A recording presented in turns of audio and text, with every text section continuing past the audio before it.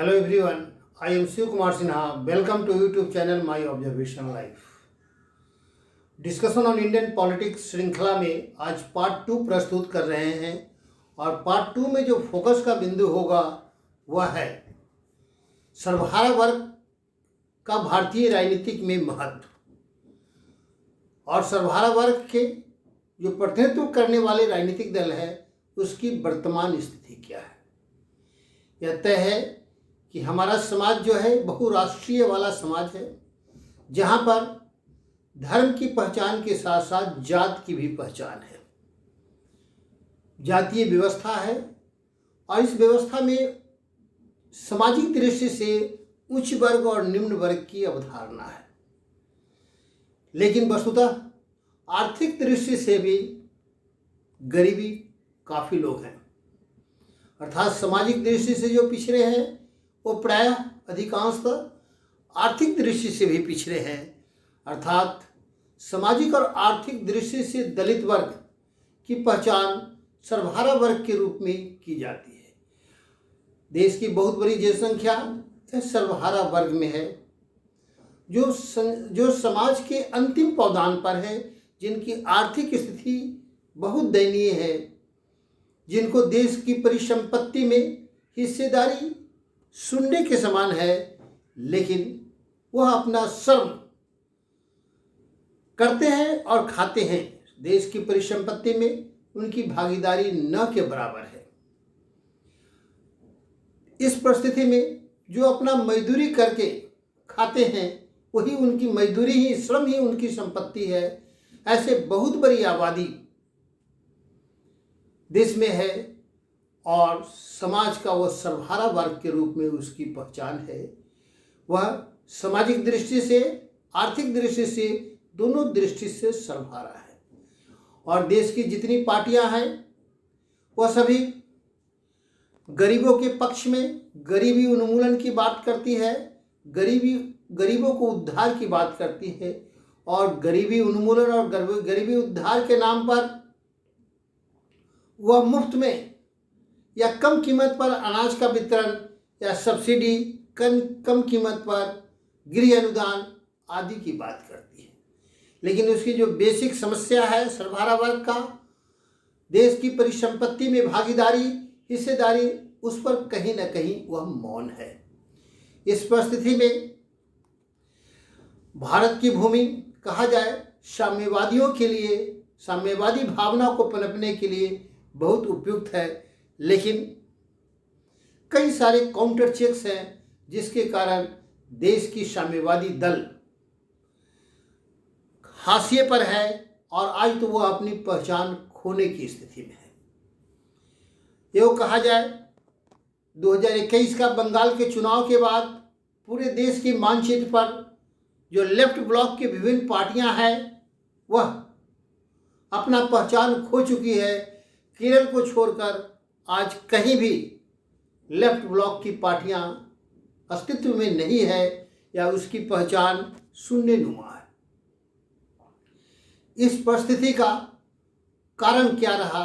भारतीय राजनीतिक में सर्वहारा वर्ग को प्रतिनिधित्व करने वाली जो पार्टियां कम्युनिस्ट पार्टी या लेफ्ट फ्रंट के विभिन्न ब्लॉक, लेफ्ट ब्लॉक के विभिन्न जो पार्टियां हैं उसकी स्थिति का कारण क्या है, इसकी हमें समीक्षा करेंगे।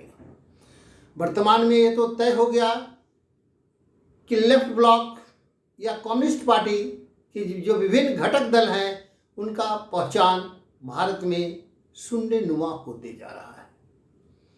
इसके कारणों की समीक्षा भारतीय राजनीति के संदर्भ में करेंगे तो हम पाते हैं कि भारत में यद्यपि समाज के निचले पावदान में रहने वाले जो श्रम करके अपने जीवन गुजर करते हैं, जिनको देश की परिसंपत्ति में हिस्सेदारी, भागीदारी नहीं है, वे सर्वहारा वर्ग अपनी बात को अपने राष्ट्रीय प्रशासन की व्यवस्था में या राज्य में अपनी भागीदारी निभाने में काफ़ी कमज़ोर हैं और उनके प्रतिनिधित्व करने वाली पार्टियां भी उनके सपनों का संसार के अनुकूल अपना आचरण नहीं बना सका।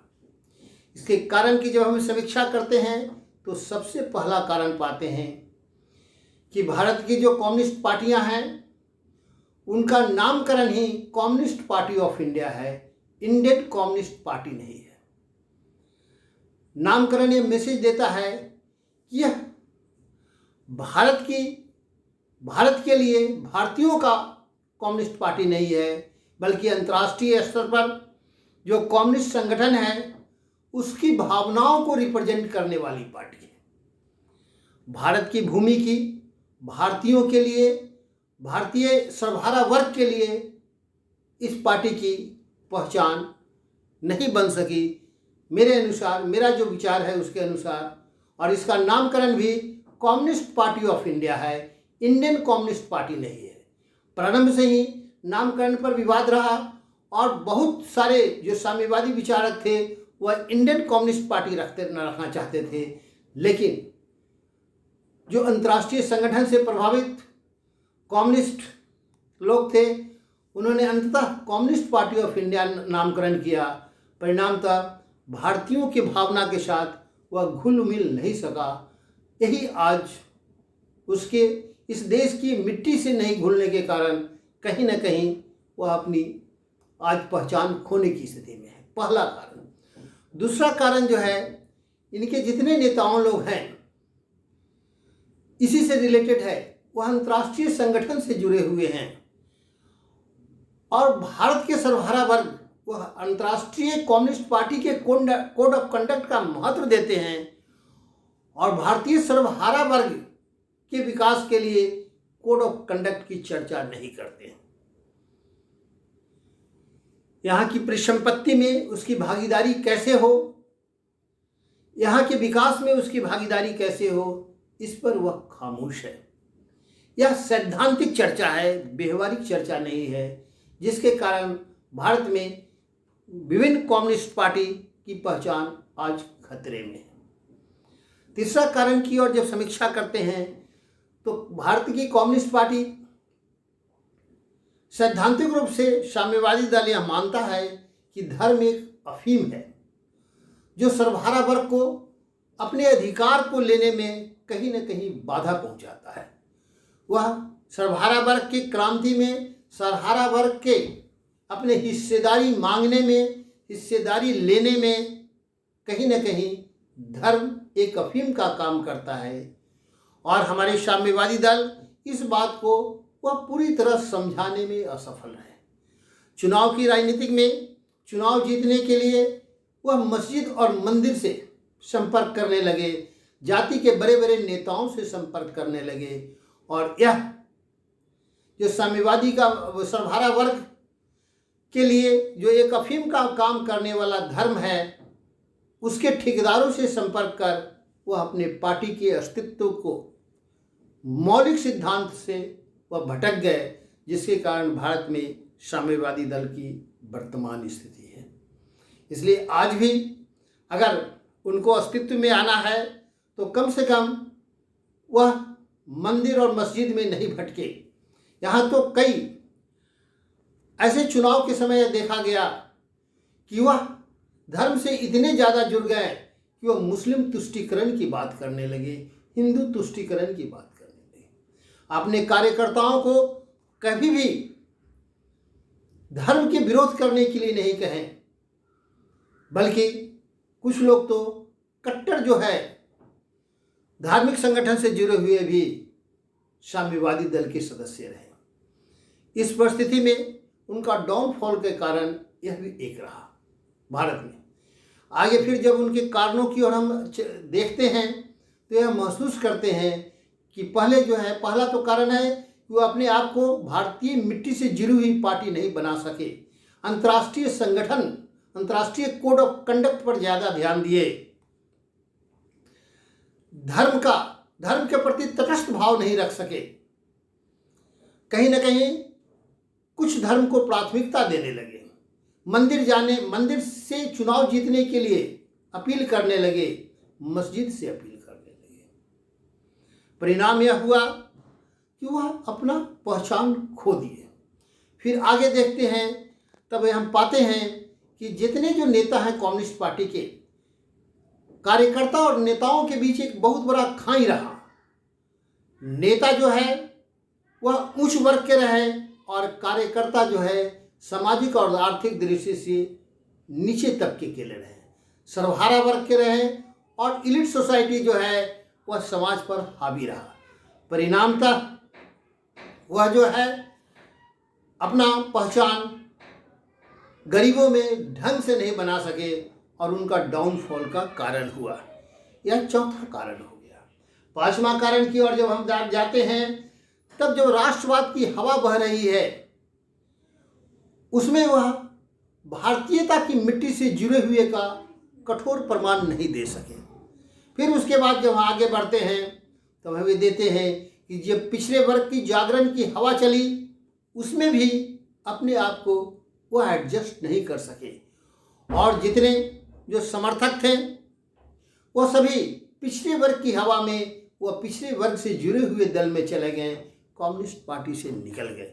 इसलिए उनका अस्तित्व कहीं न कहीं समाप्त हो गया।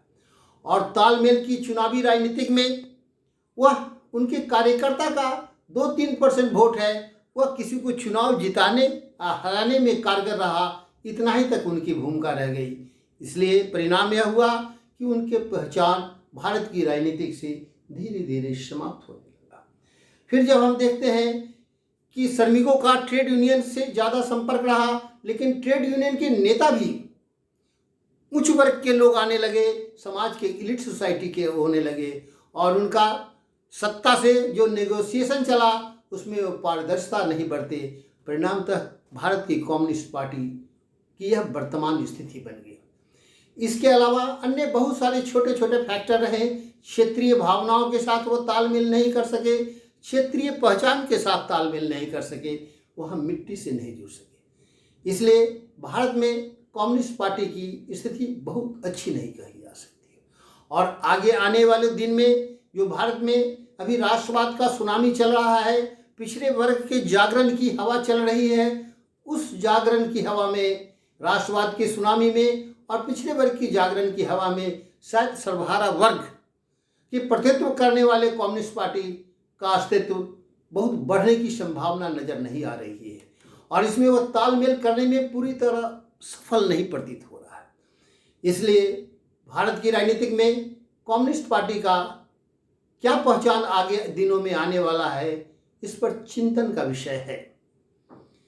यद्यपि मेरी व्यक्तिगत इच्छा है कि सर्वहारा वर्ग चूंकि एक बहुत बड़ी आबादी है, इसलिए इसके प्रतिनिधित्व करने वाला कोई न कोई राजनीतिक दल देश में होना चाहिए, जो कम से कम संसद में 2-4 सदस्य भी रहकर उनकी आवाज़ को उठाने वाला कोई होना चाहिए, विधानसभा में उनकी आवाज़ को उठाने वाला होना चाहिए। यह इस दृष्टि से जितने साम्यवादी दल हैं उनको आत्मचिंतन करना चाहिए, अपने संगठन का स्वरूप बदलना चाहिए, उनका उद्देश्य बदलना चाहिए। इस क्रम में मैं परामर्श देना चाहूँगा कि आत्मचिंतन करते समय सर्वप्रथम साम्यवादी दल अपना नामकरण बदले और नामकरण में सर्वहारा शब्द को ध्यान में रखें। सर्वहारा वर्ग क्लास स्ट्रगल का प्रतीक नहीं होना चाहिए, बल्कि एक वर्ग की उत्थान का प्रतीक होना चाहिए। हमेशा सर्वहारा वर्ग एक वर्ग विशेष जो दलित कुचला है उसके उत्थान का प्रतीक है, वर्ग संघर्ष का प्रतीक नहीं होना चाहिए। इसलिए उसका पार्टी का नामकरण सर्वप्रथम सर्वहारा वर्ग होना चाहिए। भारत का सर्वहारा वर्ग के रूप में वह जो है सर्वहारा दल हो, सर्वहारा पंचायत ऑफ इंडिया हो नामकरण, या सर्वहारा स्वयं सेवक संघ का गठन करना चाहिए, सर्वहारा पंचायत सेवक संघ का गठन करना चाहिए।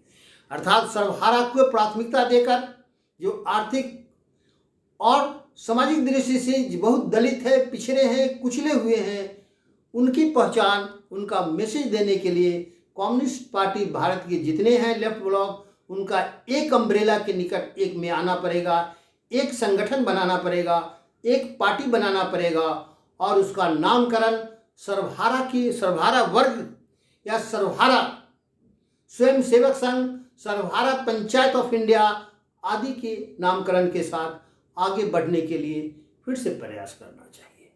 और कहा जाए कि सर्वहारा की भावनाओं को ध्यान में रखना चाहिए, उनके श्रम की महत्ता को, उनके देश की परिसंपत्ति में भागीदारी बढ़ाने का उनको इस बात का एहसास हो कि वह इस देश के में सिर्फ अपना श्रम का कंट्रीब्यूशन नहीं देते हैं, बल्कि इस देश की परिसंपत्ति में भी उनकी भागीदारी है।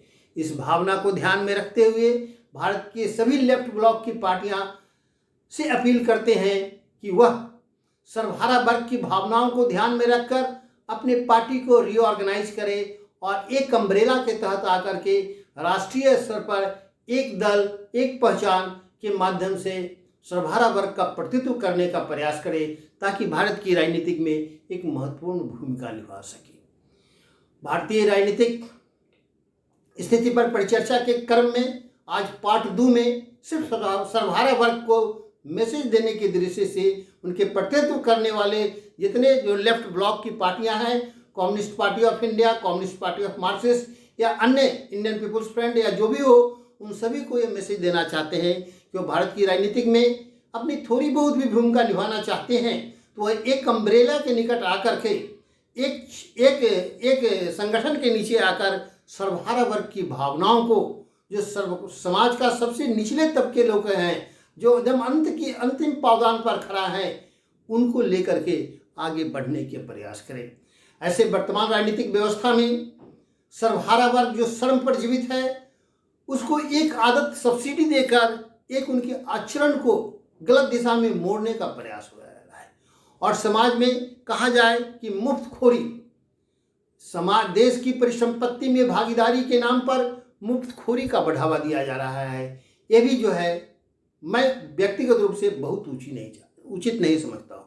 सब्सिडी सही है, किसी को सहायता देकर उसके जीवन का रक्षण और विकास जरूरी है, लेकिन सब्सिडी के आड़ में मुफ्तखोरी की प्रवृत्ति समाज में विकसित नहीं होने देना चाहिए। इससे क्रांति की लहर रुक जाती है और जो सर्वहारा वर्ग श्रम पर जीते थे, उस पर श्रम पर जीने के साथ साथ कहीं न कहीं अनुदान लेने की प्रवृत्ति जागृत हो जाती है। इसलिए मुफ्तखोरी में अनुदान लेने की प्रवृत्ति नहीं, परिसंपत्ति में भागीदारी और श्रम का महत्ता सर्वहारा वर्ग में बना रहे, इस भावना के साथ भारत के कम्युनिस्ट जितने लेफ्ट ब्लॉक की पार्टी हैं उनको रीऑर्गेनाइज होना चाहिए और भारत की राजनीतिक में नए सिरे से भाग लेना चाहिए। इन्हीं अनुरोध के साथ भारत की राजनीतिक परिचर्चा के पार्ट 2 को मैं समाप्त करता हूं। अगर मेरा यह विश्लेषण आपको अच्छा लगता है तो इसे लाइक करें, शेयर करें, सब्सक्राइब करें। अंत में धन्यवाद।